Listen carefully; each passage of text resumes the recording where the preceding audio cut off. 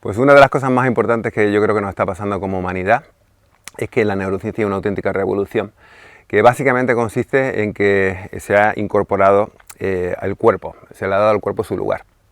Y esto creo que tiene muchísimas consecuencias de cara a reparar esta fractura que había a nivel cultural en el entendimiento de que el cuerpo y la mente están como separados.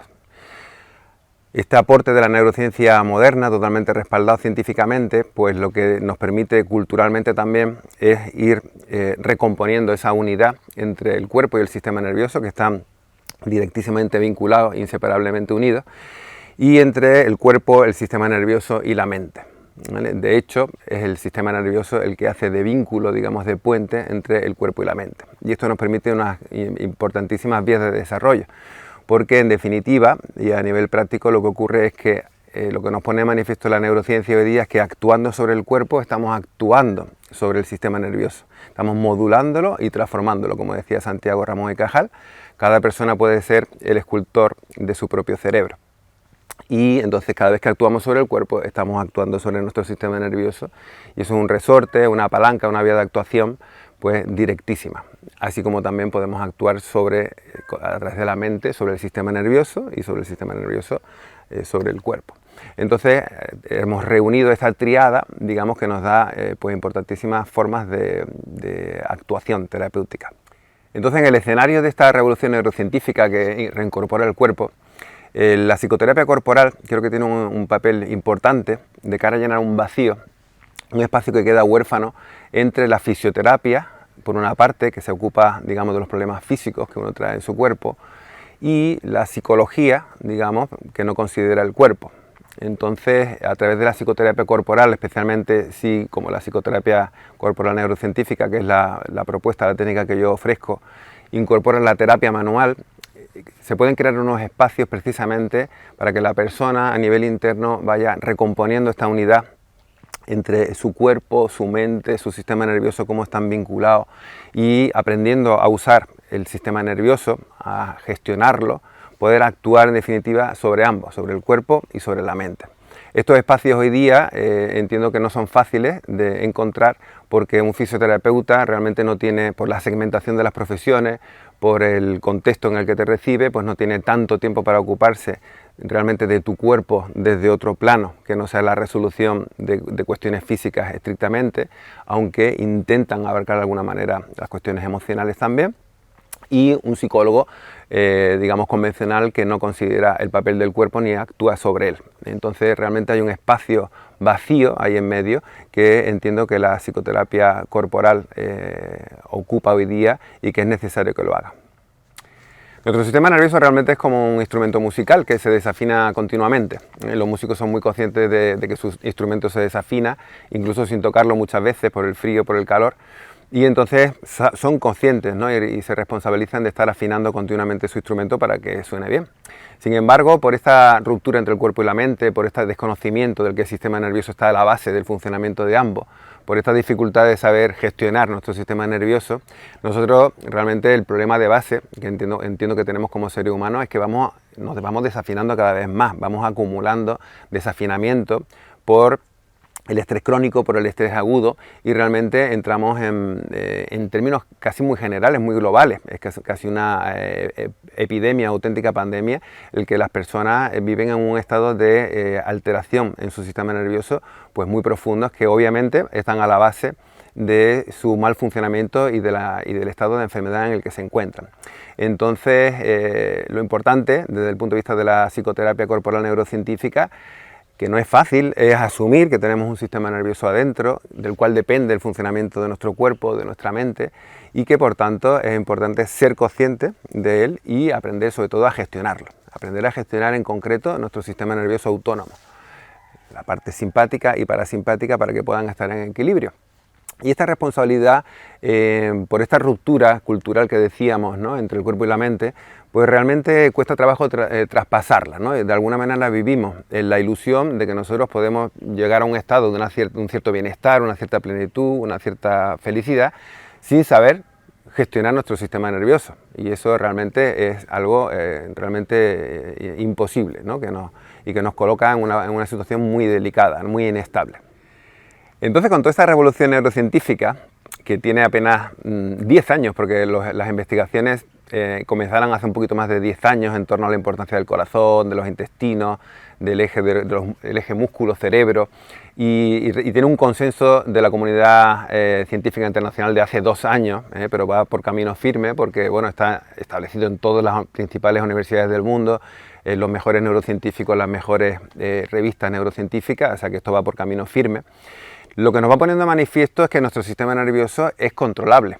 Nuestro sistema nervioso autónomo, ese que se supone que es absolutamente incontrolable, de ahí su palabra, digamos que nos produce una serie de reacciones espontáneas e involuntarias, realmente sí que es controlable. No de manera directa, no de manera inmediata, pero sí a través de medios indirectos, ¿vale?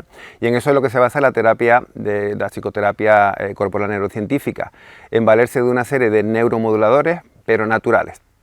No estamos hablando de neuromoduladores químicos o de neuromoduladores eléctricos, es decir, de actuaciones sobre el cuerpo a nivel químico o eléctrico, sino estamos hablando de usar los propios recursos naturales a través del cuerpo para influir en el sistema nervioso.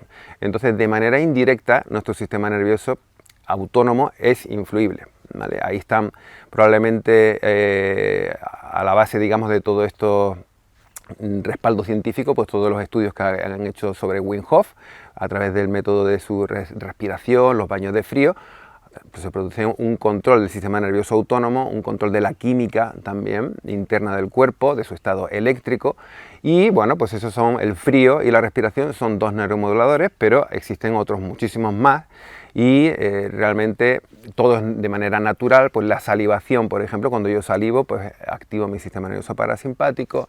Cuando yo me relajo muscularmente, cuando yo me voy a una sauna y me expongo a una fuente de calor, la actividad sexual, el orgasmo es el gran neuromodulador, es decir, tenemos un montón de neuromoduladores naturales que hoy día podemos insertar, digamos, dentro de una comprensión general, permitiéndonos tener el cuadro completo para saber cómo actuar sobre el cuerpo para producir un efecto de modulación y de transformación, de maduración en nuestro sistema nervioso.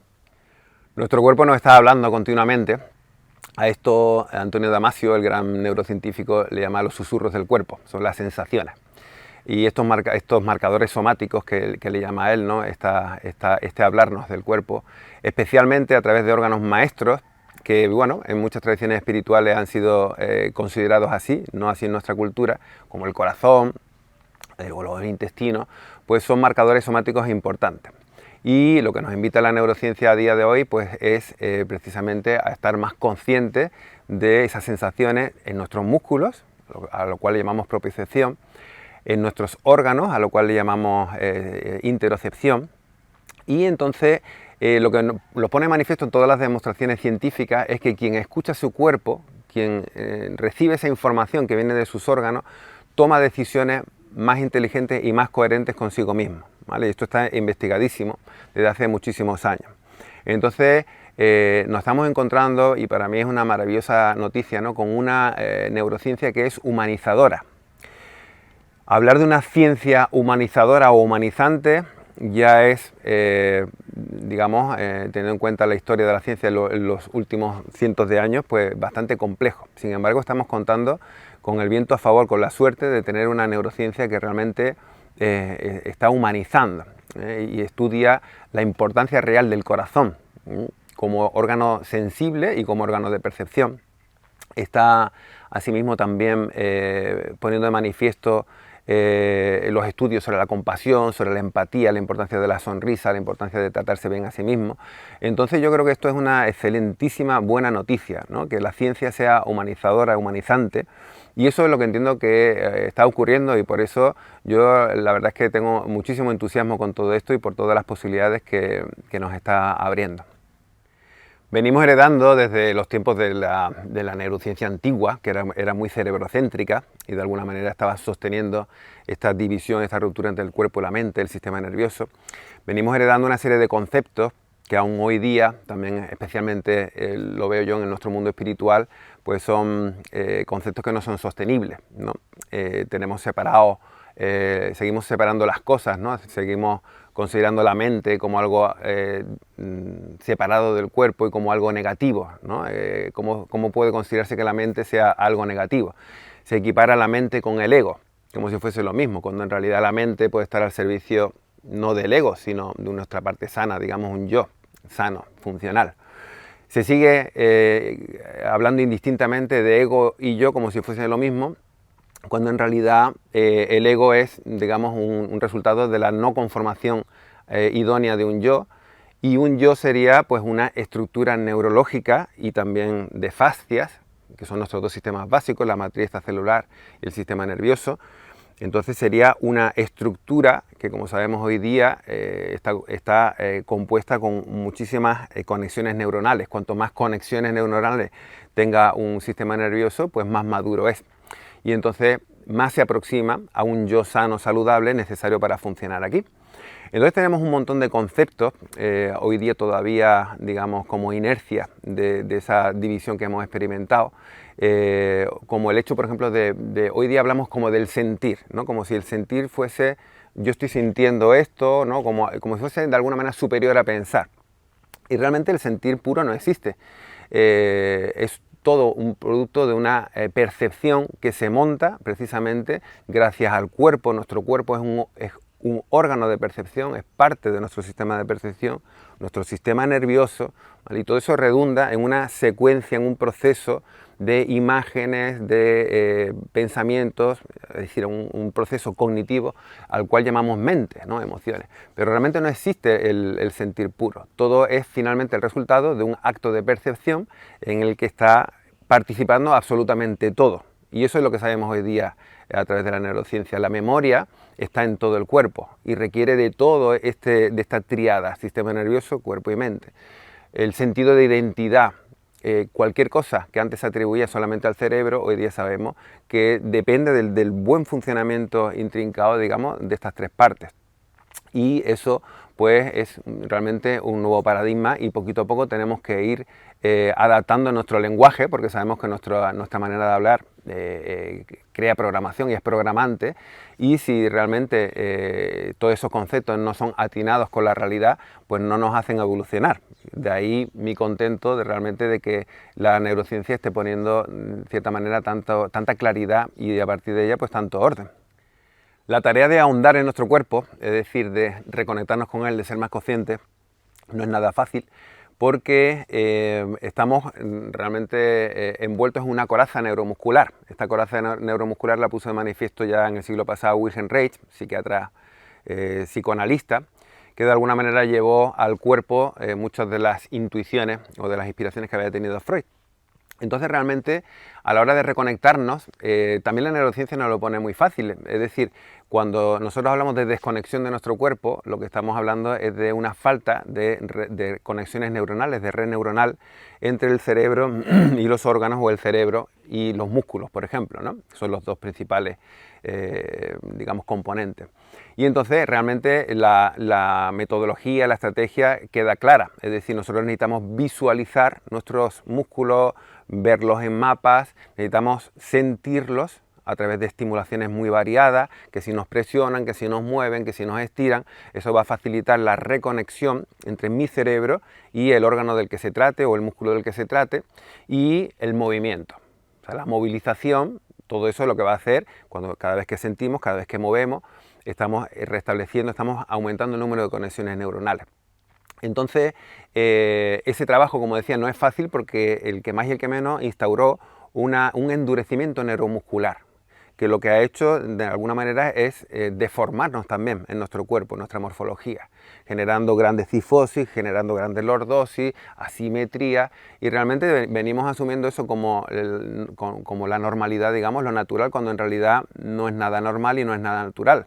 Es una protección que nosotros hemos hecho sobre nuestro propio cuerpo y sobre nuestro psiquismo para proteger nuestra sensibilidad, para defendernos, y en ese sentido esa coraza lo que pone es una dificultad extra bastante importante de cara a que uno pueda, como decíamos antes, sentirse a sí mismo, sentirse en sus músculos, a través de su sistema nervioso autónomo en sus órganos, y de esa manera estar en concordancia con uno mismo. ¿vale? Entonces el trabajo no es sencillo, realmente requiere de un propósito firme por parte de la persona para poder ir reblandeciendo, deshaciendo esa coraza y encontrarse con una realidad más íntima que proviene precisamente de estos grandes órganos maestros como son los intestinos, el corazón y los pulmones, que, bueno, pues como viene ocurriendo ya desde los últimos años, son órganos consultores y órganos de decisión. Lo que está demostrado neurocientíficamente es que aquel o aquella que escucha a su corazón, que tiene una conciencia interoceptiva de su corazón, toma mejores decisiones. Y esto en juegos, digamos, muy controlados a través del ordenador, de temas de cartas y tal, pero con una evidencia y reproductible una y otra vez clarísima, ¿no? Entonces, el objetivo realmente de una psicoterapia corporal neurocientífica sería ponernos en contacto con esos órganos maestros, que para las mujeres, por ejemplo, también es el útero, inevitablemente.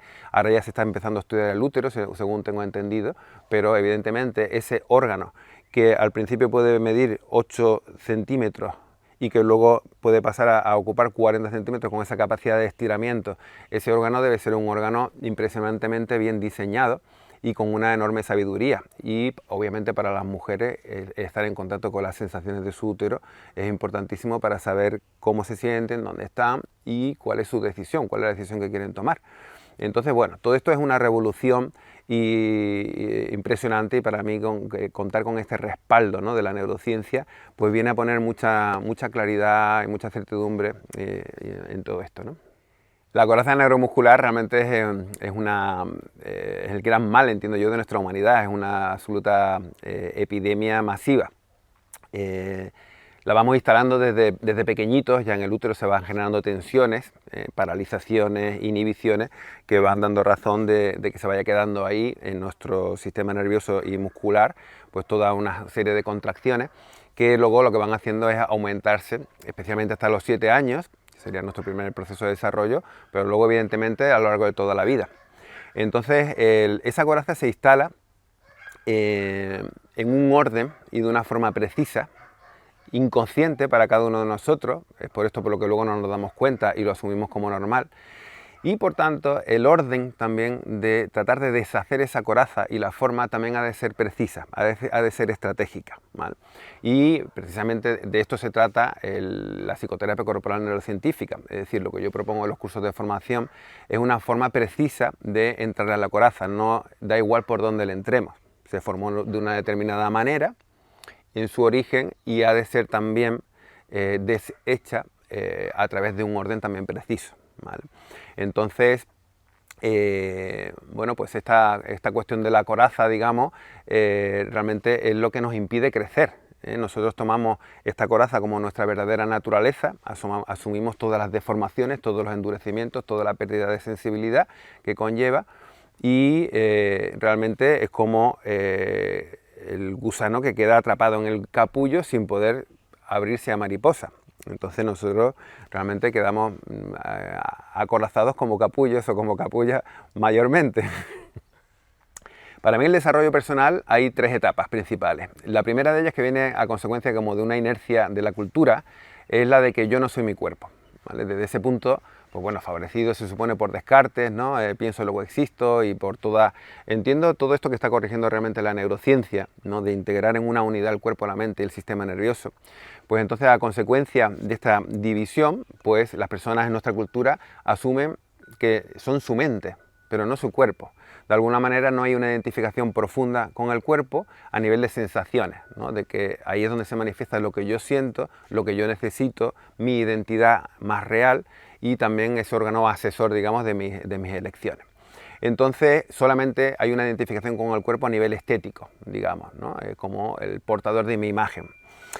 Y esta es la primera etapa, digamos, en la que culturalmente estamos, y por tanto cuando yo recibo personas a la consulta normalmente vienen así, o sea, vienen con un absoluto desconocimiento de que cuerpo, mente y sistema nervioso están unidos, y yo tengo que empezar, como quien dice, de cero. De ahí la alegría de que la neurociencia a nivel cultural se esté expandiendo y realmente deshaciendo toda esta ruptura, ¿no?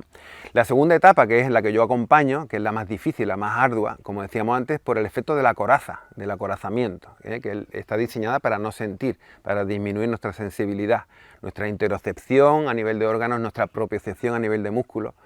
Y entonces en esta segunda etapa consiste realmente en identificarse con tu cuerpo profundo, con el cuerpo emocional, con todos los impulsos que subyacen ahí en ese cuerpo y realmente identificarte con él, ¿vale? Esto es un gran paso respecto al estado cultural. Yo sí soy mi cuerpo, ¿vale? Me identifico con él.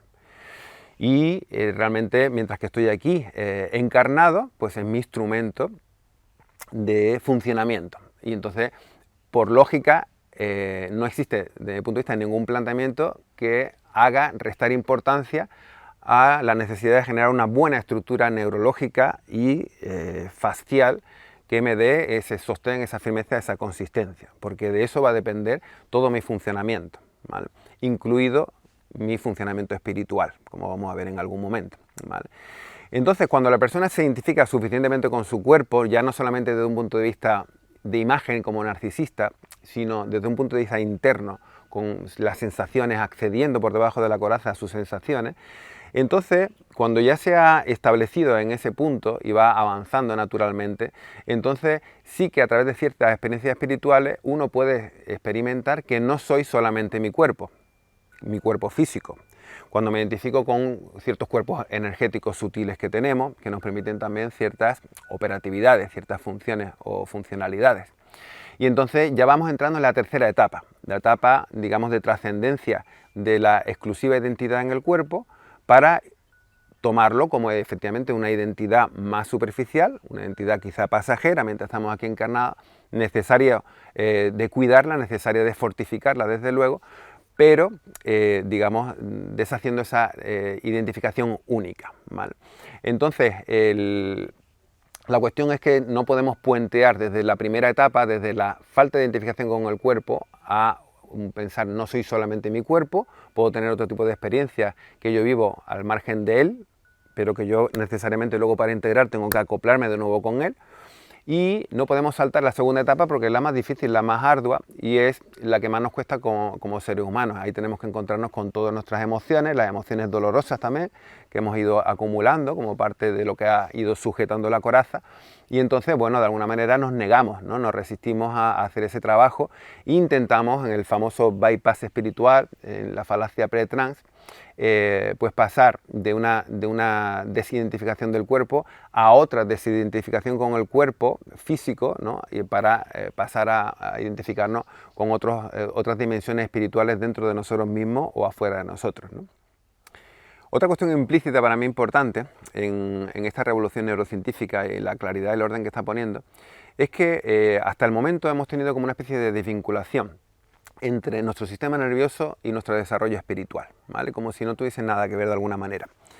Cuando en realidad, desde mi entendimiento, pienso que es todo lo contrario. Es necesario establecer una estructura consistente en nuestro sistema nervioso, especialmente en los primeros segmentos de nuestro cuerpo, es decir, en el segmento que está más vinculado con el sentido de realidad, con la percepción de la realidad, como son los ojos, los oídos, donde con frecuencia se dan las alucinaciones psicóticas, ¿no? Las alucinaciones auditivas, las alucinaciones visuales, y eso es porque hay una dificultad de conformación de los circuitos neuronales, es decir, hay una inmadurez de alguna manera, ¿no? Y cuando entra la energía ahí, pues de alguna manera pues cortocircuita, ¿no? Entonces, desde a día de hoy tenemos esa posibilidad de entendimiento, ¿no? De que la aproximación al mundo espiritual, con todas sus complejidades, porque realmente a veces se describe de una manera muy naif y realmente tiene tanta complejidad o más como el mundo terrenal, pues para aproximarnos a este mundo espiritual de una manera, digamos, con garantías, ¿no? De que realmente nuestra incursión va a ser satisfactoria y beneficiosa, pues necesitamos de construir una estructura neuronal intrincada, digamos, con nuestro sistema facial, que sea consistente y firme, por donde la energía pueda circular de manera uniforme, de manera, pues como los cables eléctricos, ¿no? Sostienen la electricidad, y de esa manera, de alguna manera, con un yo bien creado a partir de nuestro cuerpo, con un sistema nervioso, una mente y un cuerpo en coherencia, yo pueda dar un paso más, digamos, ¿no?, a adentrarme en las esferas espirituales de mí mismo, como decíamos antes, o en el exterior. Otra cuestión que nos pone de manifiesto la neurociencia hoy de manera muy clara es el arte del cambio, es decir, cómo se opera el cambio internamente. Y es a través de la creación de nuevas redes neuronales que faciliten la comunicación entre neuronas y que sostengan, digamos, el aprendizaje o la función de la que se trata.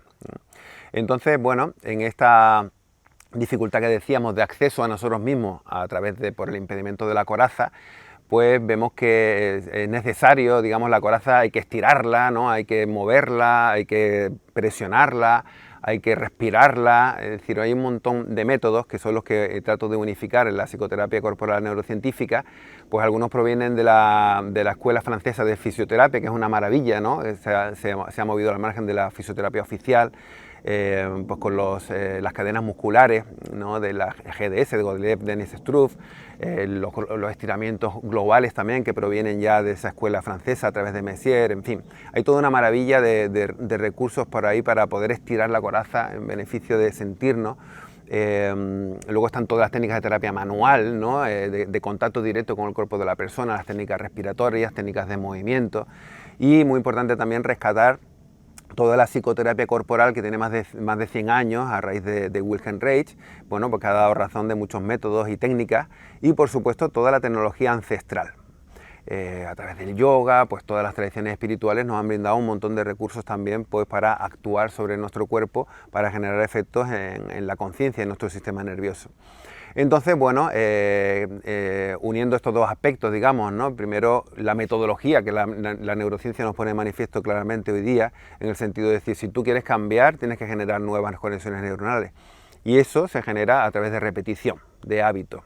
Es decir, no podemos cambiar si no establecemos una serie de hábitos y los vamos repitiendo para que eso vaya generando conexiones neuronales. El hábito de sentirnos, el hábito de movilizarnos, y con todo ello ir construyendo en nuestro cerebro y en el resto de nuestro sistema nervioso ese órgano de percepción que en su conjunto, en su buena coordinación, va a dar lugar de cómo yo me relaciono con la realidad terrenal o con la realidad espiritual, y de esa manera pues realmente ir estableciendo esa mejor estructura que decíamos, unitaria, cuerpo, mente y sistema nervioso, que dé razón, como decía, de esa estructura que nos permita ser más operativos. Pero la forma, en cierta manera, está clara. La forma es crear nuevas conexiones neuronales. Quiere decir que cualquier filosofía, cualquier pretensión de generar cambios sin generar conexiones neuronales y hacer lo preciso para que ellas se den, pues no va a ser efectiva, ¿no? Y entiendo que también la neurociencia está poniendo mucha claridad en ello.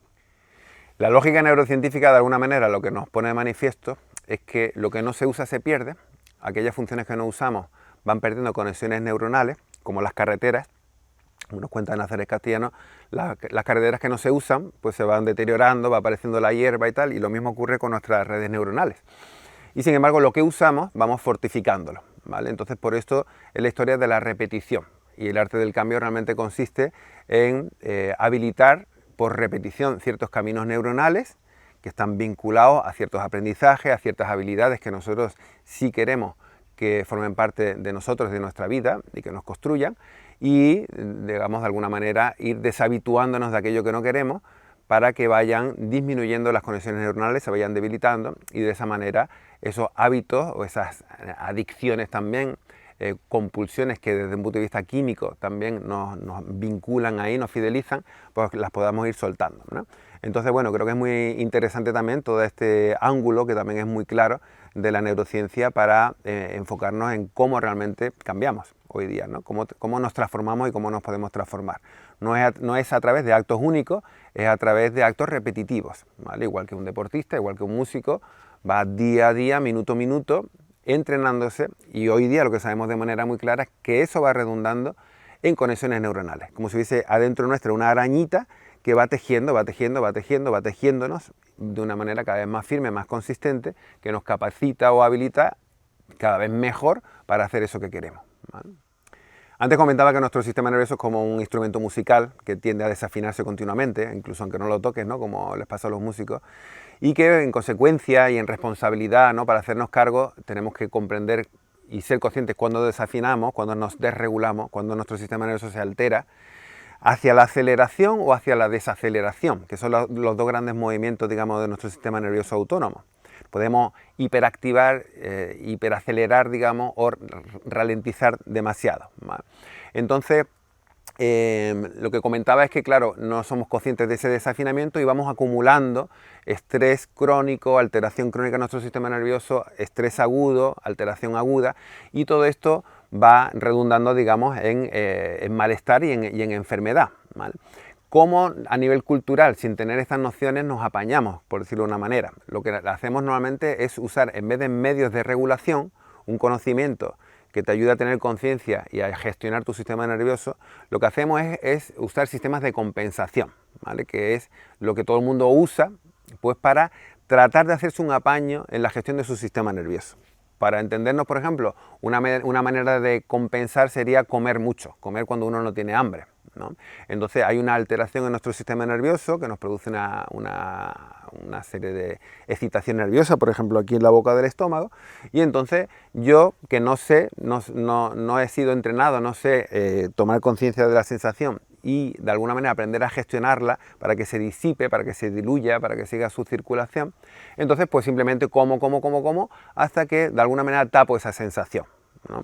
Entonces, hoy día, claro, nuestra sociedad nos ofrece infinitas formas compulsivas de anestesiarnos y de alguna manera compensar en nuestro sistema nervioso la falta de conocimiento sobre cómo gestionarlo, pues poniendo tapaderas. Y entonces, bueno, la realidad que vivimos a nivel social y cultural entiendo que es más que nada esa, es decir, es una serie de personas que de manera epidémica no saben ni son responsables de su sistema nervioso, no saben cómo manejarlo y simplemente se anestesian con tapaderas, ver la televisión, no sé cuánto, hacer deporte, muchas veces también puede estar al servicio, aunque hacer deporte es muy saludable, cerebralmente de hecho, pero también se puede usar como compulsión en el sentido de facilitarte e impedirte al mismo tiempo ser consciente de ti y abrirte la vía a que tú manejes a través de esta enorme cantidad de neuromoduladores naturales que decíamos antes, tu sistema nervioso, para que seas tú el dueño de él, tú te adueñes de tu sistema nervioso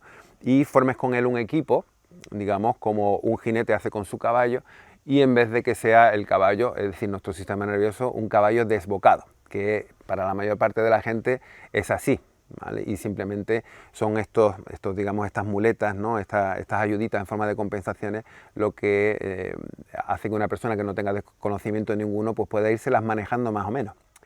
Una cuestión bastante importante para mí también es la de los neuromoduladores, que en realidad son también neuromoldeadores, ¿eh? Si seguimos esa frase de Santiago Ramón y Cajal de que cada uno, si se lo propone, puede ser escultor de su propio cerebro. Realmente los neuromoduladores serían formas de actuar sobre nuestro cuerpo para afectar a nuestro sistema nervioso, ¿vale? Y hablamos de neuromoduladores naturales, es decir, de esas formas posibles que cada uno lleva incorporados en sí mismo por el hecho de ser humano. Y esto es una grandísima ventaja respecto a los neuromoduladores químicos o en menor medida también los que se usan, los grandes neuromoduladores hoy día en el ámbito psiquiátrico, ¿no? Especialmente pues son químicos, ¿no?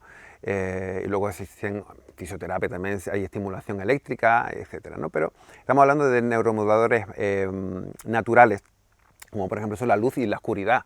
La luz es un estimulante de nuestro sistema nervioso, la oscuridad también, depende para lo que lo queramos. El sueño, por supuesto, es el gran reparador imprescindible de nuestro sistema nervioso, es la gran recarga.